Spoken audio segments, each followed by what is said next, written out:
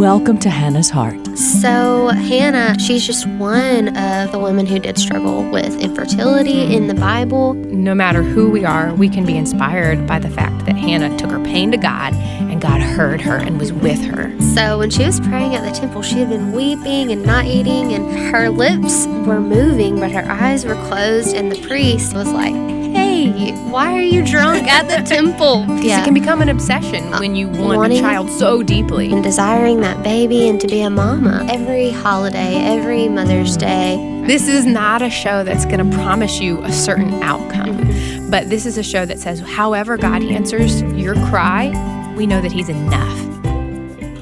Hey, I'm Ann. And I'm Kendra.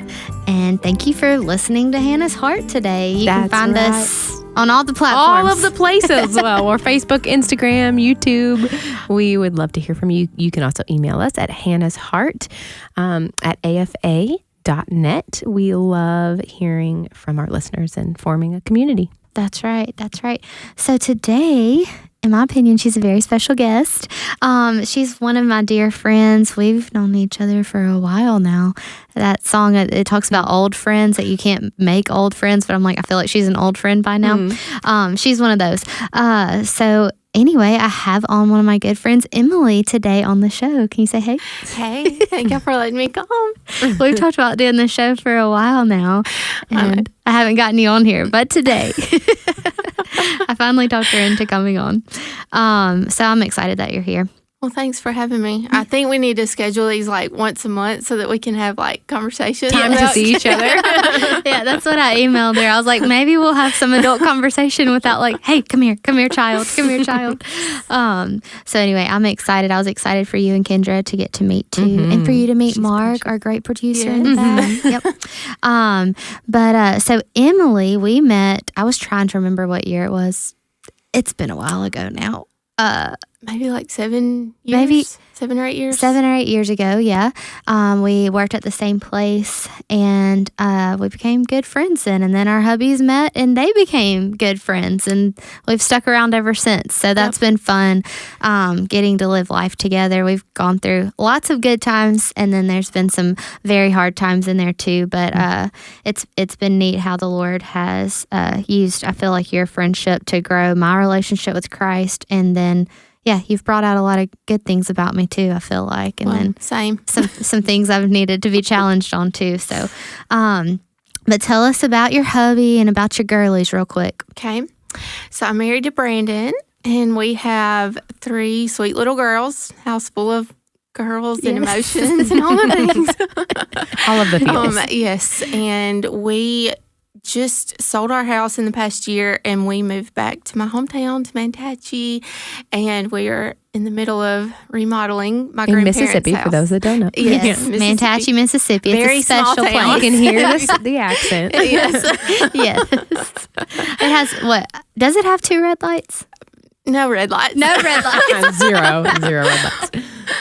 We have a 4-way stop. There you go. Ooh, that's something to brag about. Okay, so you're redoing your grandparents' house right now. Yes. We like in the us. depths of Yes. that. Yes. So y'all are living in the basement. We live in All the 5 of you basement. live in a basement wow. right now. Yes, all 3 girls are sharing a room. That's We will character get there. building right there. It really is. Yes. Oh my goodness. Well, maybe it won't last too long. It won't be forever, right? Yeah, right. It's what is it? What do people say? It's a season. Yeah. It's just a season. When you say season, I feel like it sounds so much nicer than what it is. It's just a season. But yeah, so y'all live in Manatee. You got 3 pretty girls. Lots of big emotions. Very sweet emotions too, though. They're all very sweet. They are.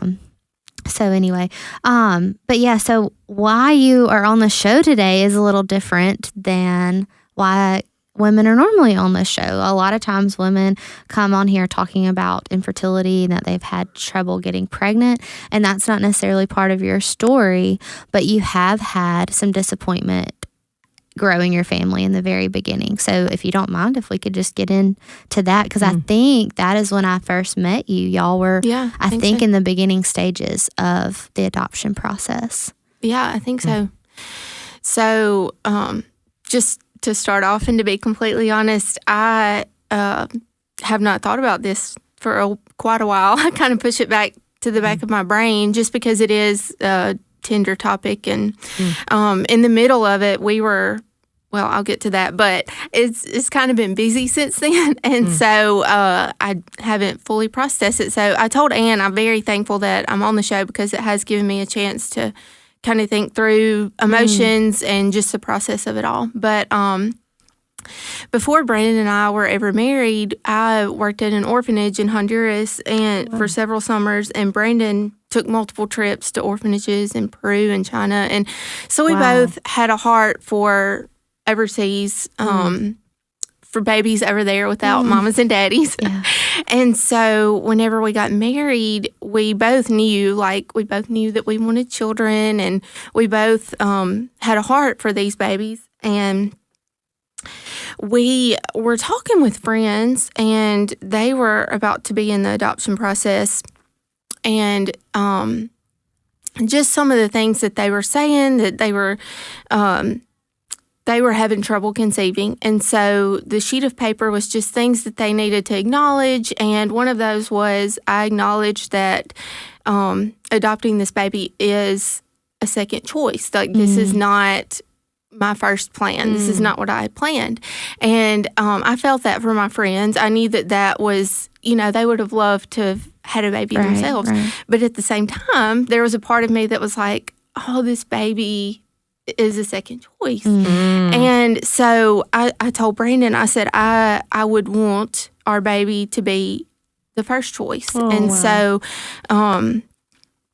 we both decided that we were going to do adoption. And so then there was the question of overseas or domestic. And with us both being overseas several times, it wasn't really a question. We both felt like the Lord was telling us, this is what you're going to do. And so we started the process of overseas adoption. What you just said about the first choice, second choice thing, I think is so important, because for couples that have struggled with infertility, you do have to acknowledge the loss first before you can get to the place where this is my first choice. But you've got to get there in your heart where, like, so it this doesn't is not feel a like consolation prize. Right. Yeah. Right. This is very a real, they are fully my child if we get to have them. Yeah. It's important. Yeah. So you began that process, and what did that look like? That looked like swimming through paperwork. we went to a few different agencies, and we decided on one. And we were young whenever we started the process. And so a lot of countries, you had to be 25 years old or you had to be married for 5 years. And we didn't meet any of those, or I didn't at the. I think Brandon was 25 and I was not 25 yet. And so we had a few to select from, and we chose a country, and that we met all the criteria, and we started that, and it looked like just a lot of paperwork, a lot of fundraising, because we were young. And so we had family and friends to help us. We did lots of fundraisers, and it was so sweet seeing people, some people that I was close to, some people that I wasn't as close to, just trying to do everything that they could to help us. And we also had, my cousin was also living with us at the time, and she also had to go through paperwork because she was in our house. I forgot about that. Yep. Lots of time, lots of money. Yeah. Did you have your biological daughters at this point? No. Okay. So this is the beginning of your marriage journey. Okay. Yes. I think we had been married 3 or 4 years when we decided to start the process. Wow. So unique that God laid that on your heart in that order. I love how everybody's story is different. Yeah. It's beautiful. Yeah, for sure. And if you know Emilee, which some people that will listen to this will know Emilee, they know that whenever Emilee gets something on her heart, on your mind, you tackle that with all your might. So, like, if you need help, like, the fundraiser thing, like, you just, like, picked up and did. Like, I just remember watching you being like, I didn't know how to put on a fundraiser. Like, but you did. Well, and I'll say I had tons of community and support. Like, a lot of the things, we did this sweet little princess party where moms brought their little girls and my friends dressed up as princesses and they got to meet. And so it was really sweet. We did a big yard sale and like my living room was like you had to make a little path to go through to get to the other side of the house. You did T-shirts? Yes, we did T-shirts, and people would send in money. Like the shirts were, I don't know, $15, $20, and they would write a check for like $50, $100, and so yeah, it was really sweet to see the community. You really had to give of yourself before the adoption process really even started. Yeah. Like that had to make you feel even more and more tied to that future child. Yes. Did you have a baby picked out at this point?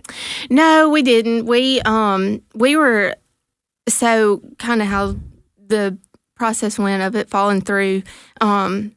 We had in our mind of what, we had a little notebook. It was black and white stripe with gold lettering that said Baby Kennedy, and we would write letters in it to the baby. But so the country that we chose, they were non-Hague accredited at the time, which being Hague accredited basically means it's an ethical way to do an adoption. So it was good that they were becoming Hague accredited. But we had done all of the paperwork, paid all of the money, done all of the things, and we were just waiting. And we were, I think, 8th on the list. Wow. And this is how long into it? The process? Like, are we talking like a year? Okay. I think a year and a half. Yeah. So y'all were in this. We were ready, sitting on go, waiting for a baby. We would get the emails of where we were in line. And actually, I had become pregnant in the process of that while we were waiting.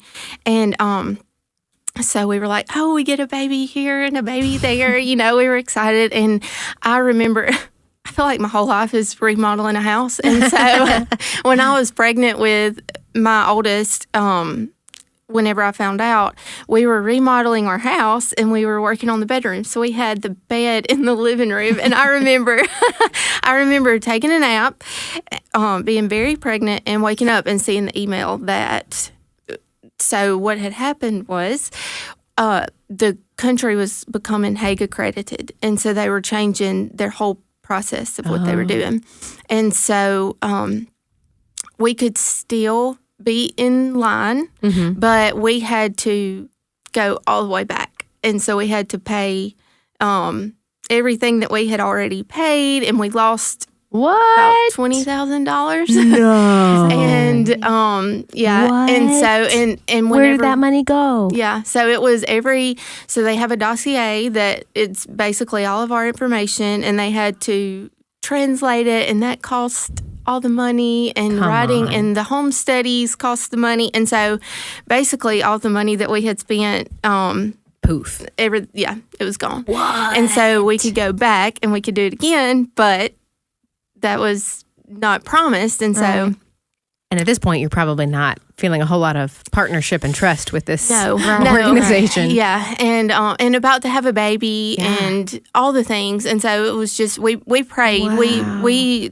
even after they sent that email saying that we would have to go back through to get the accreditation that we needed, we still prayed about it, and would this still be an option? And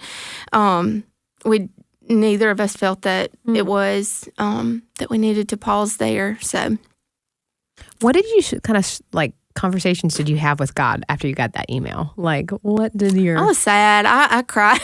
I cried, which, I mean, of course, I was very pregnant, so the emotions are everywhere. But I was just like, I thought, like, we were clear on that. And I asked God, I was like, but, like, it wasn't just me that knew that you had said that we needed to do this, but my husband, too, Brandon. Like, we both were in agreement that this is what the Lord was telling us. And, we were talking about it today, though, this morning. Brandon and I were just kind of talking over everything, and I was thinking this, and he said it after I said it, but now, being, 5 or 6 years removed from it, we see, like, the story of Abraham and Isaac, where the Lord tells Abraham to go up on the hill. And it wasn't the outcome. It changed, thankfully for Abraham and Isaac. But it was a test. Yes, it was a test. And we felt like obedience was what we were supposed to be doing in that season. And so It wasn't necessarily, are you going to bring this baby home? It was just, are you following in every situation? Are you doing what I've called you to do? Yeah. Oh, that's so powerful, Emilee. My husband and I had a very similar conversation with the Lord when we had our first miscarriage, because we'd had thousands of dollars of fertility treatments that we really prayed, Lord, are you calling us to go this route, or is it in our own emotion? And we really felt the Lord leading us to do that. And then it felt like, well, did you lead me into this miscarriage? Did you lead me into this grieving for you? Did you lead me into this awful email? And how many people in your community had rallied around you? And that's exactly what God spoke to my heart. He said, I called you to be obedient. There's a blessing and a reward for you, regardless of the outcome. Like, you don't obey me to get something. You obey me to obey me. Right. Well, and I remember one thing as I was getting the outline ready for today, it was taking me back on conversations that we had over it, and how we talked about, like, what if all these prayers that you've been praying this whole time really were meant for a specific child? That journal that you started, that you will always have. In one way, you're still yearning, I feel like, for that baby. And that might be the rest of your life, because you had a child pictured, Yeah. And so, but you had a country that I had never heard of. And now all of a sudden, like, I literally the other day, I saw something of Jane. She has random house shoes that are made in this country. Really? And like, it literally made me stop and pray for this country, because like, my heart started going over there, praying for y'all's baby that was going to come. And so I do think somehow God does work it all out for good. Even though, I feel like it's even a hard thing to talk about today, because, like, your body did not experience a miscarriage, but in a way your heart did. The loss was just as real. Yeah. And in some ways, even more devastating because of how much effort you'd put forward. Like, some people get pregnant and they didn't know that they were pregnant, and then they lose it. But you'd been spending a year fundraising. Yeah. I could imagine many parents that experience what you went through would go through a season of anger, especially with the system, because obviously you're not mad at a specific kid when an adoption fails, but the fact that $20,000 went poof tells me there's some greed somewhere. I don't know who, who and how, but somebody has been not putting the needs of these children, because you and your husband witnessed from going to orphanages, there are real needs. You have seen the faces of real need. What would you say to a parent that might be struggling with anger if they've had a failed adoption? So one of the verses whenever we were going through the adoption is James 1:27, and pure and genuine religion is caring for orphans and widows. But then the second part of that is to not let yourself be corrupted by the world. And so I was like, there is what you were saying. There's some corrupt things going on. I cannot let this turn me into somebody, a bitter, corrupt person that wants retaliation. And so, and also, I like what y'all are saying of, like, the dependence on the Lord in that season. It's like, would I have wanted to do this? If I had the opportunity to do this again, would I? I don't know, because because I think that the Lord does work all things out for our good and our glory. There was in His glory, but there was a feeling of, like, letting everybody else down, talking about the community of just like, I had a friend that I worked with in the orphanage in Honduras, and we became really, really close friends. She photographed our wedding, and she lives in Colorado, and so we would visit to see her on holidays, and she sent a very, very large amount. She felt like the Lord was telling her to save up some money, and close to $10,000. She helped pay for half of our adoption. And just the feeling of, they've given all this, and I've let my friend down, and, and I've done this. So there's that I would not want to do again. But I feel like it made me so much more dependent on the Lord. And it's like we're these jars of clay, and like myself might have been like cracked, but that's when it lets the light in, lets the Lord come into those places, and also shines a light and can be there for other people who've been in that same situation and feel angry of a failed adoption. Right.